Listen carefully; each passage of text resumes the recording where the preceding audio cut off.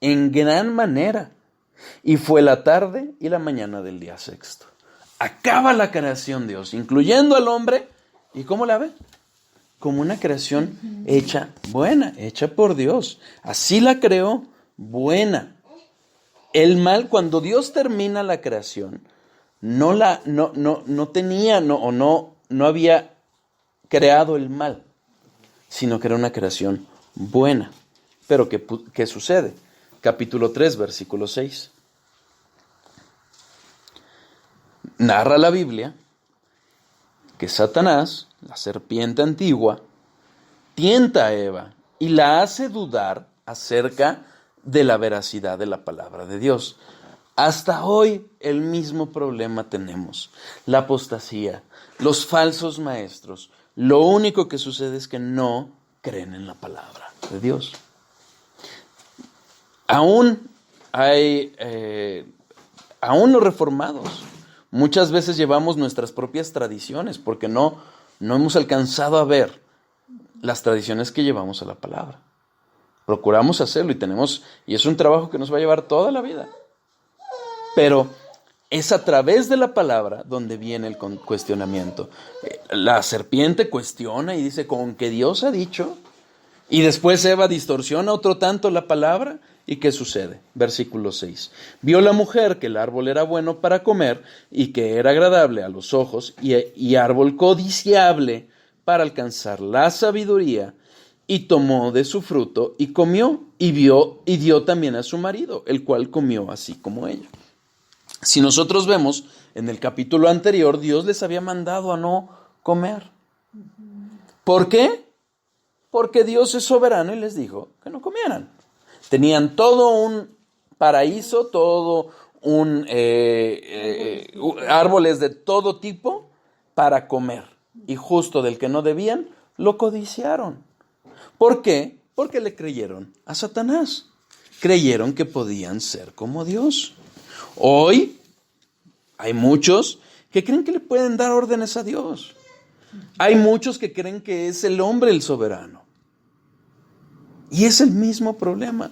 Se quieren posicionar por encima de Dios. Versículos 14 a 19. Del 3 también. Del 3 también.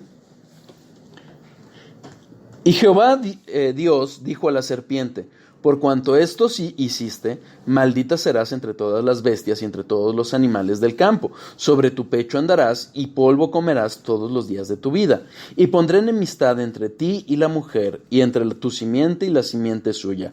Esta te herirá en la cabeza y tú le herirás en el Esta te herirá en la cabeza y tú le herirás en el calcañar. A la mujer dijo, multiplicaré en gran manera los dolores de tus pequeñeces, de tus preñeces. Es que ya se me bajó, ya se bajó la luz de la lámpara. Con dolor darás a luz los hijos, y tu deseo será para tu marido, y él se enseñoreará de ti. Y al hombre dijo, por cuanto obedeciste la voz de tu mujer, y comiste del árbol de que te mandé, diciendo, no comerás de él, maldita será la tierra por tu causa. Con dolor comerás de ella todos los días de tu vida. Espinos y cardos te producirá, y comerás plantas del campo. Con el sudor de tu rostro comerás el pan, hasta que vuelvas a la tierra, porque de ella fuiste tomado, polvo eres y al polvo volverás. Entonces, ¿qué pasa? Una creación buena, viene la desobediencia del hombre, sí decretada, pero que nace aquí, en esa tentación que llega y que prefieren creerle a la serpiente en lugar de Dios. Viene la caída y entonces vemos las consecuencias de la caída. ¿Cómo las vemos? Las vemos en una creación que gime, como lo narra Pablo en Romanos 8:22. Ahorita no lo vamos a ver, pero habla de una creación que gime. ¿Tiene algún significado el que la mujer, del calcañar, o sea que le va a dar el calcañar a la serpiente, ¿no? O algo así. No, lo que sucede, si se acuerdan, es el protoevangelio. Uh-huh. Aquí es donde está anunciado Cristo. Okay. Esta es la promesa de Cristo, de que viene Cristo. Alguien decía, y depende cómo se formula la pregunta, ¿no? ¿Cuándo ¿Cuándo decretó Dios la venida de Cristo? Desde el decreto eterno, antes de la fundación del mundo. Pero, ¿cuándo lo anunció? Desde este momento.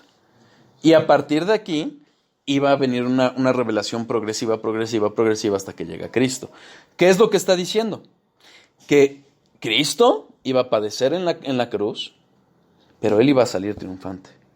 Eso es lo que está anunciando. Aquí está Cristo en este pasaje. ¿Sí?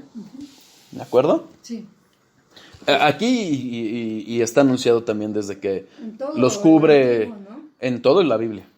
Pero en concreto también cuando Dios cubre a Adán y Eva de pieles, para que hubiera pieles, ¿qué tuvo que haber? Un sacrificio. Tuvo que haber muerte. Y ahí está el anuncio de lo que iba a venir a ser Cristo, sí. No, yo nada más no entiendo realmente. Y pondré enemistad entre ti y la mujer. ¿Esto se lo está diciendo Jehová a la serpiente? Sí. Aquí, si nosotros vamos a Apocalipsis, ¿cómo se refiere a Satanás? Como la serpiente antigua. Y es una referencia aquí. Que es como un dragón, ¿no? Se puede decir. Algunos lo interpretan así. Algunos, la verdad es... Que no sabemos. Sí. Y entre tu simiente y la simiente suya, de la mujer. ¿Qué es lo que sucede aquí? Narra Spurgeon. A partir de este punto, vamos a ver desde el propio Génesis y el resto de la Biblia, la Biblia que narra la historia de la salvación. ¿Ok? Si nosotros vemos, de repente toca a algunas civilizaciones, ¿no? Habla de repente de los egipcios, de los persas, de los sirios, de los asirios y demás, de los griegos, de los romanos. Pero no es un libro de historia en ese sentido, va a narrar la historia de la salvación. Pero a partir de este punto, ¿qué es lo que sucede? Van a venir básicamente dos corrientes, dos simientes, dos líneas de sangre, por decirlo así. Dejen un papelito aquí, miren. Vamos a Juan 1:12. Vamos a empezar ahí.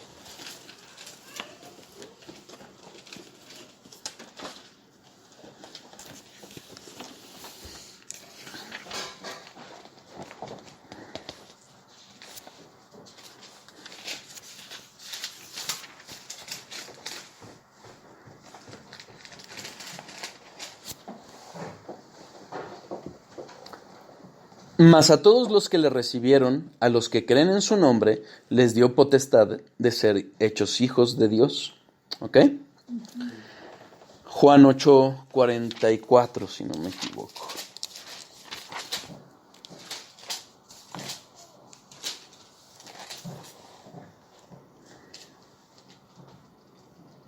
Sí.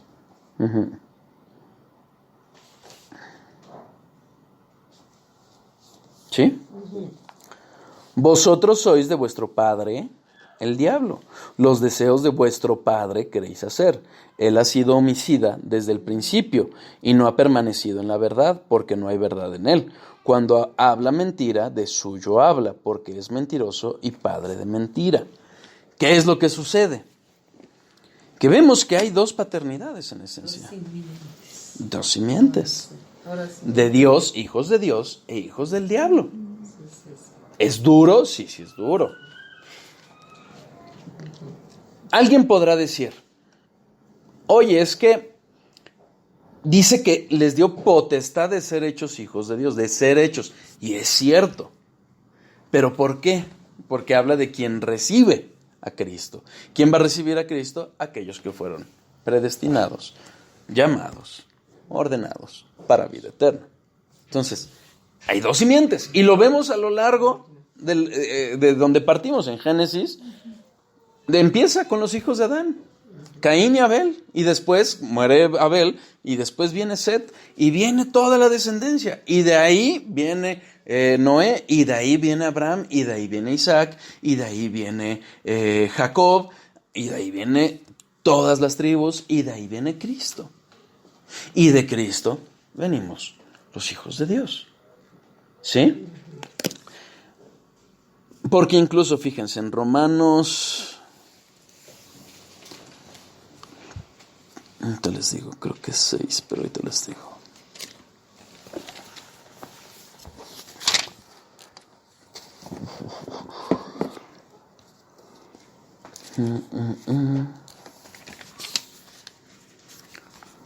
No, Romanos 4.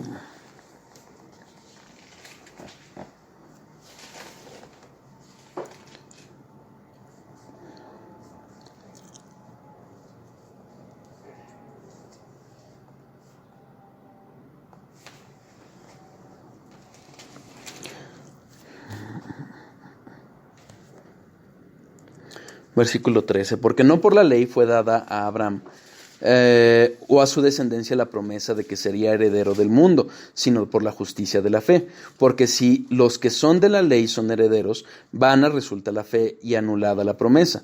Pues la ley produce ira, pero donde no hay ley tampoco hay transgresión. Por tanto es por fe, para que sea por gracia, a fin de que la promesa sea firme para toda su descendencia, no solamente para la que es de la ley, sino también para la que es de la fe de Abraham, el cual es padre de todos nosotros, como está escrito, te he puesto por padre de muchas gentes, delante de Dios a quien creyó, el cual da vida a los muertos y llama las cosas que no son como si fuesen. Él creyó en esperanza contra esperanza para llegar a ser padre de muchas gentes, conforme a lo que se le había dicho, así será tu descendencia, y no se debilitó en la fe al considerar su cuerpo que estaba ya como muerto, siendo de casi 100 años, o la esterilidad de la matriz de Sara. Tampoco dudó por incredulidad de la promesa de Dios, sino que se fortaleció en fe, dando gloria a Dios, plenamente convencido de que era también poderoso para hacer todo lo que había prometido.